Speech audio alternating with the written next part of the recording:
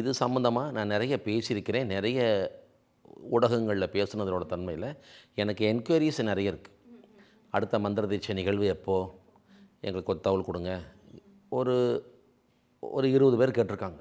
எங்களுக்கு மந்திர தீட்சை வேணும், நிச்சயம் நாங்களும் ஜெயிக்கணும், எங்களுக்கும் நல்ல ஒரு பொருளாதார மேம்பாடெல்லாம் ஏற்படணும் அப்படின்னு சொல்லி கேட்டிருக்காங்க. அந்த நம்பர்ஸ்லாம் என்கிட்ட இருக்கும். நெருக்கத்தில் அவங்களுக்கு தகவல் கொடுப்போம். அவங்க வந்து பிரியம் இருந்தால் கண்டிஷனாக அங்கே வந்து என்ன செய்யலாம், அந்த நிகழ்வில் கலந்து கொண்டு ஒரு அரை நாள் பொழுது அங்கே பழனியில் இருக்கணும். அதுக்கு நாங்கள் அவங்களுக்கு உண்டான அந்த ஒரு முக்கியமான சில ஏற்பாடுகளுக்கெல்லாம் உதவிகள் செய்வோம்.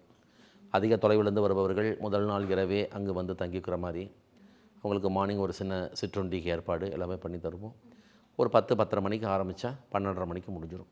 அந்த மாதிரி பண்ணிகிட்ருக்கோம். என்னுடைய ஃபஸ்ட்டு இந்த மந்திர தீட்சை நிகழ்வில் வந்து ஃபஸ்ட்டு அட்டம்ப்ட்லேயே கிட்டத்தட்ட 160 பேர் வந்தாங்க.